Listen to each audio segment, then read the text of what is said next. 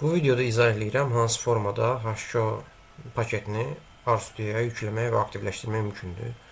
Bunun üçün biz getməliyik axtarış brauzerinə. Axtarış yerində HTML download qeyd edirik. Açılan pəncərədə burada download HTML 34607 hansı ki Amazon veb saytının üzərindədir. Bu veb sayta daxil oluruq. Burada açılan bölmələrdə install in R var. Bura daxil olandan sonra hazır copy paste üçün skript qeyd olunub. Biz onu copy edirik və RStudio-ya paste edirik. Birinci bu hissə bizə kömək edir ki, əgər kompüterimizdə hansısa HTML yüklüdürsə, onu silək. Daha sonra HTML-nun yüklənməsi və işləməsi üçün rcurl və JSONlit adlı paketlərdən asılıdır. Onları aktivləşdirmək lazımdır. Növbəti mərhələdə isə birbaşa olaraq saytın özündən download həyata keçiririk. Belə deyək, 60 saniyədir RStudio-nun defaultu. Bu növ onlayn paketləri download etmək üçün. Əgər 60 saniyə ərzində bu yükləmə baş tutmasa, kompüter internet sürətindən və yaxud da texniki göstəricilərdən asılı olaraq dəyişə bilər. O halda biz həmin o default 60 saniyəni tənzimləmələrdən dəyişməliyik. Tənzimləmələrdə hansı dəyişiklik eləmək üçün options funksiyasını istifadə edirik. Options çağırırıq və onun içində timeout parametri var. Burada 60 saniyənin dəyişikliyi 600 saniyə. Bu da eləyir 10 dəqiqə. Normalda 10 dəqiqə ərzində yekunlaşmalıdır installment. Əgər onlayn yükləmədə hər hansısa bir çətinlik yaşansa, o halda biz manual olaraq da yükləməni həyata keçirə bilərik. Manual dediyim hansı formada? Biz yenidən həmin sayta daxil oluruq. Burada download and run var.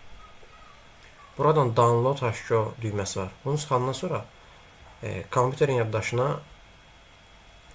fayl yüklənir. Həmin fayl zip formatında olur. Mən artıq yükləmişəm, budur. Həcmi böyükdür, 782 MB-dır, 782.000 kilobaytdır.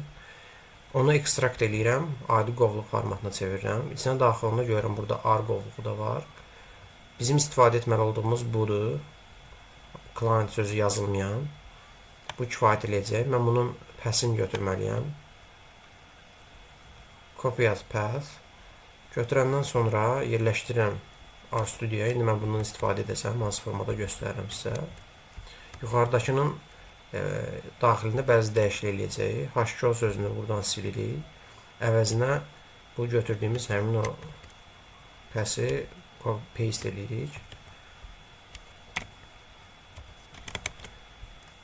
Burada dəyişməli olduğumuz şey bu slashlərin istiqamətidir. Bu istiqamətdən dəyişir, replace edirik digər istiqamətə. 6 ədəd həmin tapdı və onlar dəyişdi. Path'i qeyd edəndən sonra type source olaraq qalır. Amma repost bu dəfə veb sayt üzərindən eləmədiyimiz üçün bunu silirik və buradan null qeyd edirik. Bundan sonra download həyata keçirsəniz, uğurlu şəkildə yüklənmiş olacaq. Onlayn şəkildə birbaşa olaraq yükləməyin faydası ondan ibarətdir ki, ən son versiyanı bizim üçün gətirir.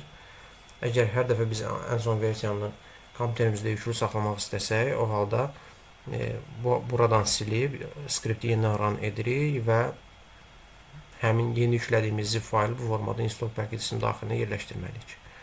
Daha sonra library-ni aktivləşdirirsiniz, sonra da HTML init eləyəndən sonra connection successful qeyd edilirsə, o halda hər şey uğurla tamamlanır.